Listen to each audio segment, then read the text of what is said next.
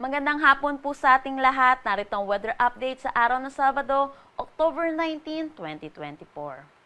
Kung makikita po natin dito sa satellite imagery po natin, meron tayong dalawang weather system. Unahin na po natin ang Intertropical Convergence Zone or ang ITCZ. Dahil dito, asahan po natin makakaranas ng maulap na papawirin na may mga kalat-kalat na pag-ulan dito sa may Bangsamoro, Zamboanga Peninsula, Soc-Sargen, Davao Occidental, pati na rin dito sa may Palawan. Samantala, meron tayong low pressure area na binabantayan dito sa labas ng ating Philippine Area of Responsibility. Ito'y huling namataan sa layong 1,495 km east ng southeastern Luzon. Sa ating pong pagtaya, possible po itong pumasok ng ating Philippine Area of Responsibility bukas or Monday. At within that time frame, possible din po siya maging isang ganap na bagyo at papangalanan nating Christine.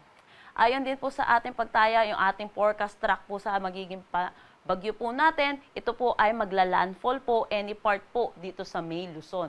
Kaya asahan po natin next week makakaranas ang Luzon, kabuuan ng Visayas at ilang parte ng Mindanao ng mga pag-ulan dahil sa paglapit po nitong bagyong ating paparating. Para naman sa magiging panahon natin bukas dito sa Luzon, asahan po natin magiging maaliwalas pero asahan din natin ang maalinsangan at mainit na tanghali hanggang hapon na mataas ang tsansa ng mga pag-ulan sa hapon at sa gabi dulot ng mga localized thunderstorm. Agwat ng temperatura for Metro Manila at Tuguegarao 25 to 32 degrees Celsius, Lawag 24 to 32 degrees Celsius, Baguio City 17 to 24 degrees Celsius. For Tagaytay, asahan natin ang 23 to 31 degrees Celsius at Legazpi 26 to 33 degrees Celsius. Para naman dito sa may Palawan, Zamboanga Peninsula at Bangsamoro, bukas patuloy po sila makakaranas pa rin ng mga pag-ulan dulot po ng itong Intertropical Convergence Zone or ng ITCZ. Agwat ng temperatura for Calayan Islands, Puerto Princesa at Zamboanga Peninsula, 25 to 32 degrees Celsius. Para naman dito sa nalalabing bahagi ng Visayas at Mindanao ay asahan po natin, makakaranas naman po sila ng maaliwalas na panahon. Agwat ng temperatura for Iloilo, Tacloban, 26 to 32 degrees Celsius, Cagayan de Oro, Cebu at Davao, 25 to 32 degrees Celsius. Wala naman tayong nakataas na anumang gale warning sa anumang seaboards ng ating bansa. Dako tayo sa magiging panahon natin sa susunod na 3 araw sa mga piling syudad po natin.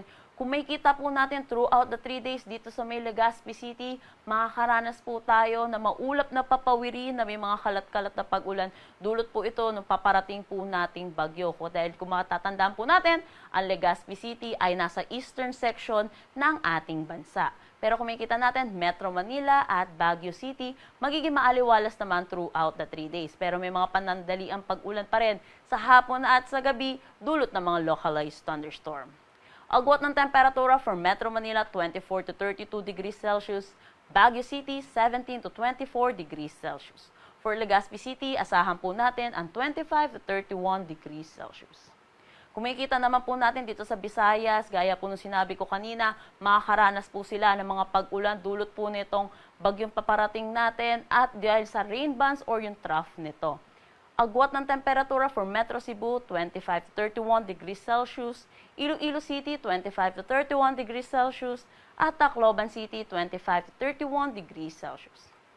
Ngayon din po, may mga ilang parte din po ng Visayas ang makakaranas ng pag-ulan, dulot po ng Intertropical Convergence Zone or netong bagyo po natin na paparating, yung trough or yung rain bands po nito.